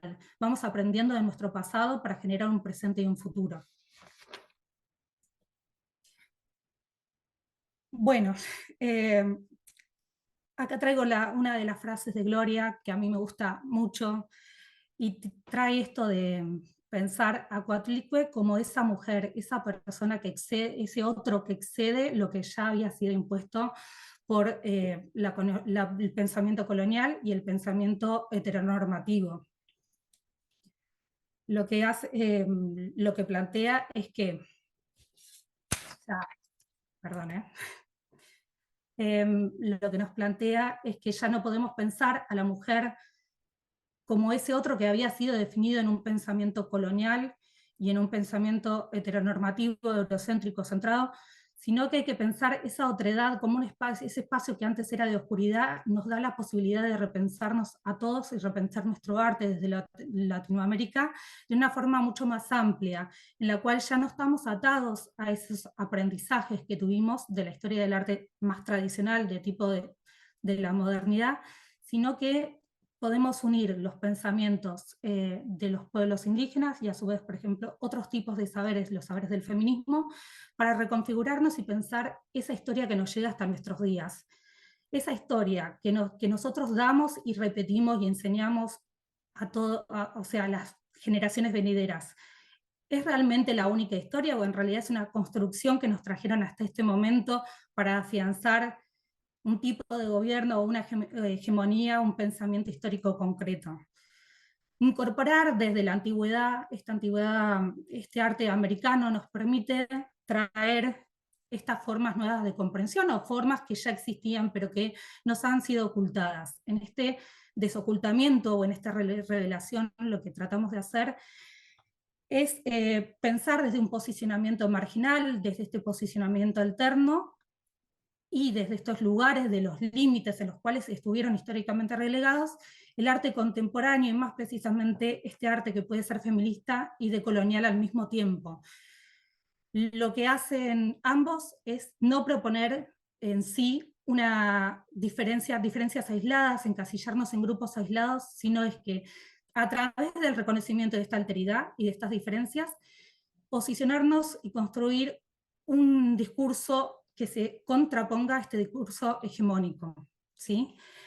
Y acá creo que es donde vemos la mayor posibilidad del arte contemporáneo, ¿sí? De poder expresar todo lo que ha sido ocultado hasta el momento y que no ha tenido lugar, por ejemplo, en los museos tradicionales, o que no podemos ver la representación de ciertas personas que no encajan ya con la heterosexualidad, o que, por ejemplo,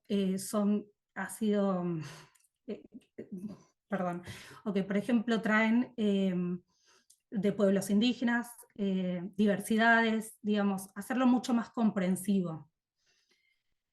Bueno, no sé, es más como trataba de charlar y repensar esto, seguramente puedan decirme más ustedes o aportar con algunas preguntas. Yo creo que más o menos lo que he tratado de la ponencia no era en sí una investigación, sino es más una reflexión sobre el arte latinoamericano y cómo puede ser repensado. Cualquier cosa me dicen.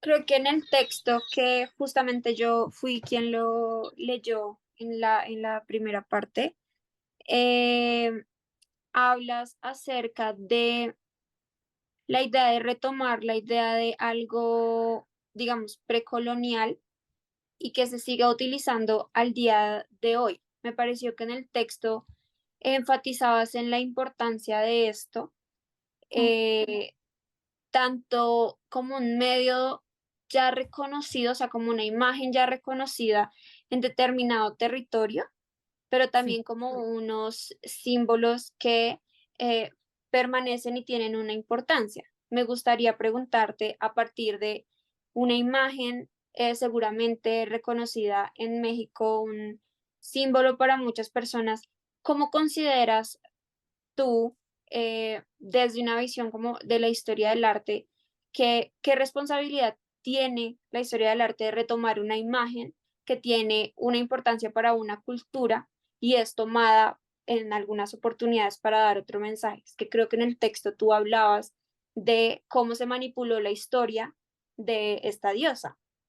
Sí, no lo quise poner puntualmente o expresar puntualmente acá porque por ahí me excede al no ser mexicana, digamos, y no tener ese tipo de conocimiento, pero a partir de lo que he podido leer, sí me he dado cuenta que, por ejemplo, con la colonialidad, desde el arribo de los españoles, lo que se hizo fue ocultarla, generarla, o sea, llamarla monstruosa, una barbaridad, algo que no podía ser fue considerado un demonio, se la ocultó y no se la dejó ver.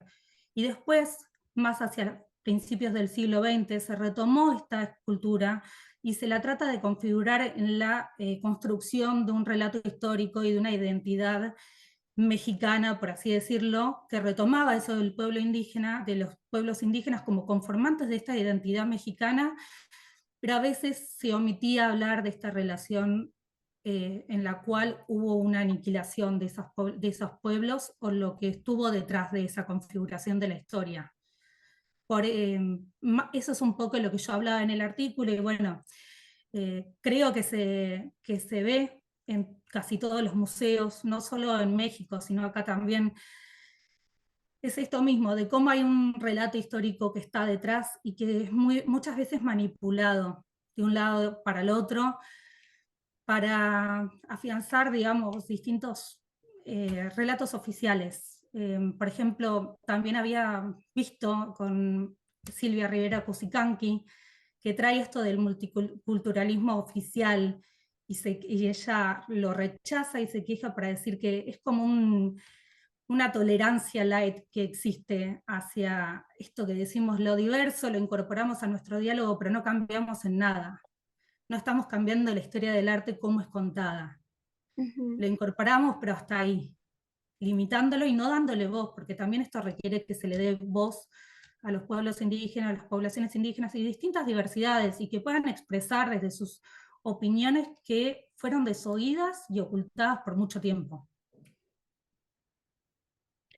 Yo creo que justamente eso fue una de las cosas que más nos llamaba la atención de tu ponencia, que es la importancia de la imagen, pero al mismo tiempo lo quiero unir justamente con lo que nos hablaba Jorge, y es qué clase de ética o qué clase de cuidado estamos teniendo con, entre comillas, los dueños de aquella imagen, porque sí siento que el tiempo eh, que nos correspondió vivir a nosotros se ha visto obligado a dar entrada a estas poblaciones que, pues, con las que se tiene una deuda enorme en términos coloniales, patriarcales, entre otras cosas. Sin embargo, esa voz, como hacíamos el comentario ahorita, está siendo dada por personas que fuimos educadas en un eurocentrismo.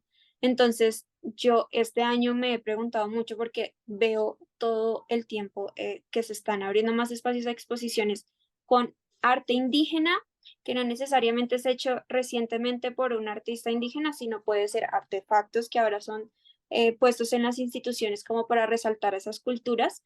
Y me pregunto cuál es la responsabilidad que tienen las instituciones para con esas culturas como tal.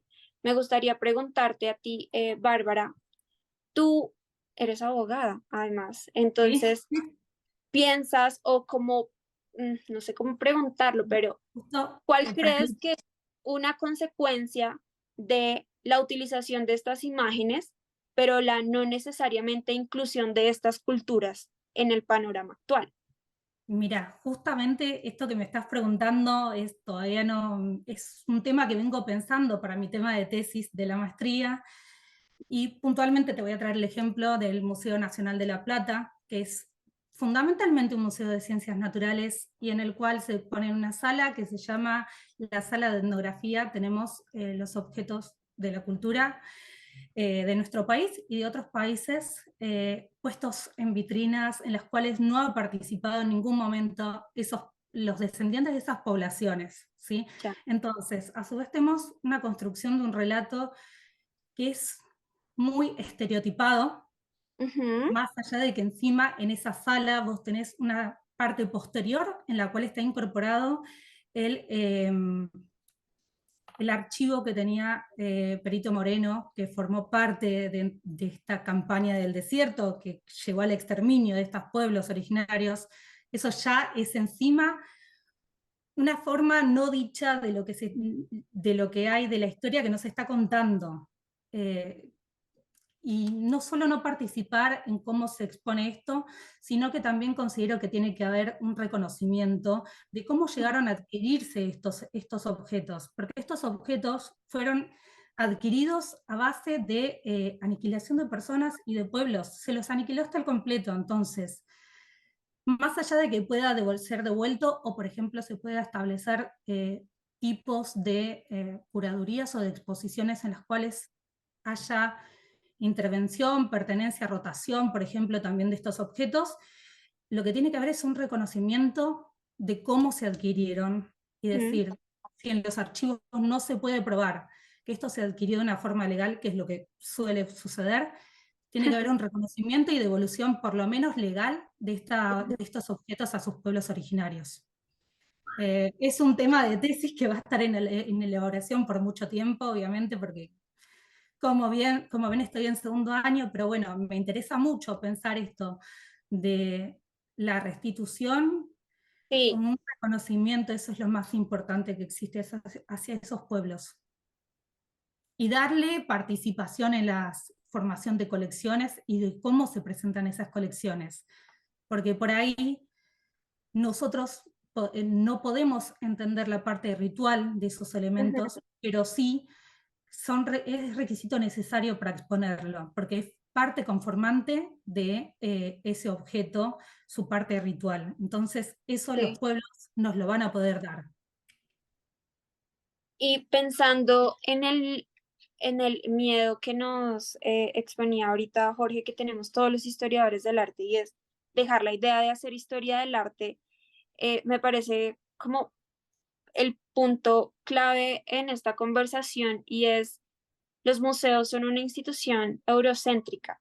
La idea de la vitrina y este tipo de prácticas, eh, lamentablemente, digamos que es complejo que una curaduría siga utilizando las mismas metodologías, pero pretenda generar unas exposiciones y unos temas de conversación diferentes. No digo que no se pueda dar, lo que veo es que es muy problemático, porque un ejemplo acá en Colombia es que hay comunidades, lo que dices, descendientes de esas comunidades, que ven objetos expuestos en una vitrina, y es súper choqueante pensar que eso que pertenecía a mi abuelo ahora está expuesto aquí como un objeto raro, curioso, y entonces es una idea súper eurocéntrica de los gabinetes de curiosidades, de estas otredades que son mostradas en los centros y como los dueños del conocimiento. Creo que pues justo tu ponencia pone en discusión este tipo de cosas, pero al mismo tiempo nos obliga a hacernos la pregunta de: habrá que dejar de hacer historia del arte, cambiar las metodologías, en donde quedan las preguntas por la ética y también por la legalidad, porque en muchos temas la historia del arte, pues no hay un reglamento, digamos, de lo que es políticamente correcto o lo que no, y creo que eso complejiza eh, la discusión. ¿Quieres decir algo, Alejandro? Eh, ¿Te silenciaste? Perdón, porque sin querer activé el micro. Aquí, fue sin querer, realmente. Ah, no te preocupes. No pasa nada. Eh, sí, no pasa nada. Bueno, ¿quieres cerrar con algo, Bárbara? O No, no sé si Jorge quiere Ay, decir algo. yo sí quería decir algo, pero tuve que desatenderme un segundo.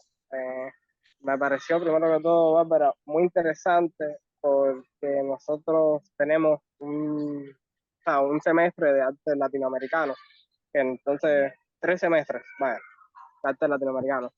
pero que da todo este recuento histórico desde las culturas precolombinas hasta la contemporaneidad, pero en la contemporaneidad realmente es hasta la década de los 50.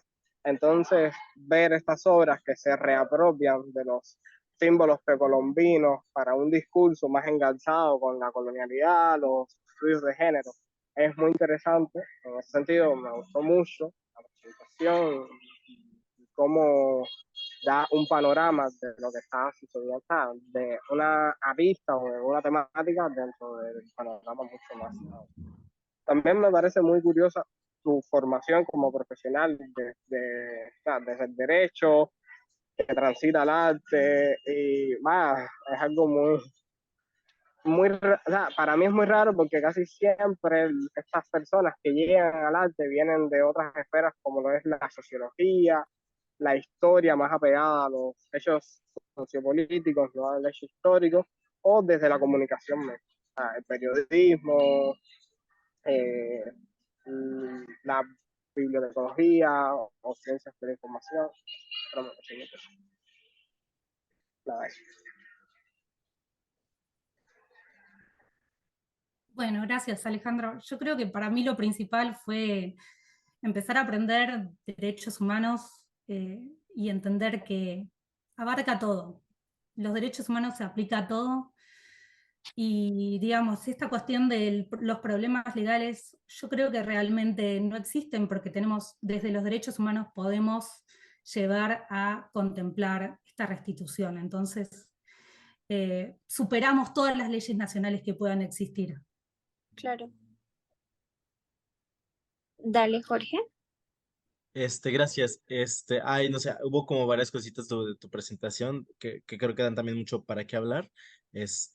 Bueno, una de ellas que yo noto es que sí es verdad, estoy muy de acuerdo con Ariana con lo de, o sea, la presencia de las personas originarias, etcétera. Hasta donde yo tengo entendido, ya no existen los pueblos mexicas aquí en México. O sea, hay varias, o sea, culturas mesoamericanas que siguen actualmente existiendo, pero hasta donde yo tengo entendido, dúdenlo, porque hablar de las culturas mesoamericanas no es como un gran campo de mi expertise. Pero que Ok, sí es un campo que me es de mucho interés. Tengo entendido que ya no existen como tal, o sea, vivientes o supervivientes de los mexicas, hasta donde yo tengo acá entendido, ok. desgraciadamente. El asunto. Algo que, por ejemplo, muy común que se hace en historia del arte es siempre enrolarnos con la lectura del objeto, analizar el material, la forma, los colores, tamaños, qué sé yo, ¿no? Etcétera, etcétera. Creo que algo diferente que tú hiciste, quizá no fue tanto como el abordaje formal de la imagen, pero analizaste como, o sea, nos hablaste de todas las potencias simbólicas que Ujú, un artista hizo y que además permitió circular la imagen o sea, pero, o sea, hizo circular con sus propias imágenes otra imagen de otra cultura. Y además algo muy interesante es que, bueno, esta Mariana Deval es una artista muy famosa contemporánea de México. No conozco a profundidad su obra, pero sí la conozco, o sea, sí la ubico. Ella además está muy bien documentada y está muy bien informada y además hiciste otra cosa, por ejemplo, que fue recuperarnos y nos trajiste esa historia de la Coatlicue es la historia del Templo Mayor, o sea, de aquí en México, bueno, de la Ciudad de México, que nos habla, el Templo Mayor es como el templo más importante de Tenochtitlán, que es pues, la ciudad más importante de los mexicas, que está justo al lado del Palacio de Gobierno de la capital, al Y lado de del la Gran Zócalo. Catedral Metropolitana, exactamente. Y ahí está la reconstrucción, o sea, porque pues, el templo fue destruido, el templo mayor, y pues son dos templos, entonces en uno, pues ahí es donde ocurre, se supone, la historia de la Coatlicue. Entonces, poder traer esta historia y además que el artista y tú nos traigas qué nos puede provocar, qué clase de reflexiones y desdobles de nuestra propia cultura nos provocan las imágenes de otras culturas, creo que es una de las cosas interesantes que se puede sacar de ello. El asunto que tú mencionas, Ariana, de qué sucede cuando no están las culturas originarias que provocan estas imágenes, cuál es el efecto. Yo una de las cosas que yo pienso en este tipo de casos es ujú. cuáles son las relaciones de poder que están como inscritas en la reproducción y apropiación de estas imágenes. Ok, Particularmente en el caso de Mariana, yo no veo que haya como esta relación de poder dominante. O sea, creo que siempre existen las relaciones de poder, desde mi perspectiva, sí, siempre existen, pero no todas son dominantes. Exacto. o son opresivas. Entonces yo creo que aquí hay más bien una apropiación lejos. O sea, yo diferencio mucho el extractivismo cultural de la apropiación cultural. La Sí. apropiación cultural para mí es como muy típica muy típico de nuestra como modus operandi cultural. Entonces yo veo esta apropiación y que pasan cosas estéticas y políticas cuando nos apropiamos de estas imágenes. Y creo que es algo que nos trajeras el trabajo de esta Mariana provocan. Entonces, pero eso sí, lo de quitar no el dedo del pie, del dedo de renglón, de bueno, ¿qué sucede con entonces las culturas, o sea, las culturas originarias aún mesoamericanas? Es un tema. Hay unos artistas que me gustan mucho, que se asumen como resistencias anticoloniales y decoloniales. Uno de ellos aquí se llama Betún Valerio, le dicen, y otra chica que es Brenda Navarro. Ellos dos tienen una colectiva muy bonita. Ay, ¿cómo se llama? Que se llama Palabra Andando. Ellos tienen una canción muy poderosa que en uno de los versos dice, dice, es como un poco parafraseando, dice, tú, mi niña hermosa, que vendes chicles afuera del museo que te hizo un monumento. Entonces, solamente algo que nunca puedo dejar de pensar cuando vea apropiaciones. Aunque sean respetuosas de imágenes indígenas, pero el hecho de que estén ahí presentes, yo no dejo de pensar de pronto cómo de pronto circulan estas imágenes, las usamos, hablamos de ellas, cuando hay muchas comunidades indígenas que, por fortuna, algunas viven en las tranquilidades de sus comunidades apartadas del Estado mexicano, pero hay muchas otras que se sienten abrumadas a pesar, o sea, con el Estado mexicano. Entonces, siento que también da como para mucho que reflexionar sin necesariamente tener que hablar de la forma artística. Entonces, es eso. Quiero hacer un comentario, bueno, con esto que traías de los artistas, de las artistas.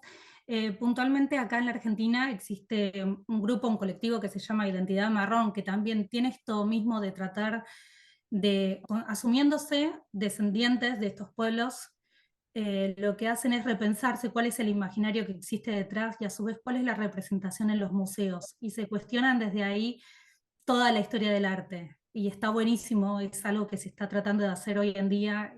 Digamos, es lo que desde la historia del arte tenemos que hacer más concretamente, me parece a mí.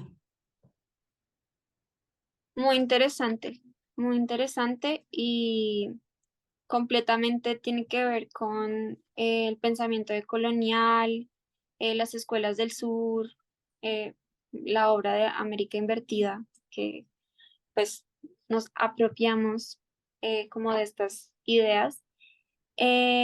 Bueno, hemos concluido nuestro segundo día del coloquio y las ponencias de América Invertida en su tercera edición. Estamos profundamente agradecidas con su participación, por compartir su conocimiento. Esperamos que estas redes de apoyo crezcan, que sus ponencias, por supuesto, que se expandan. Extendemos un abrazo a sus investigaciones y a ustedes como personas. Cuentan con la red LEA y muchísimas gracias. Vamos a hacer la traducción.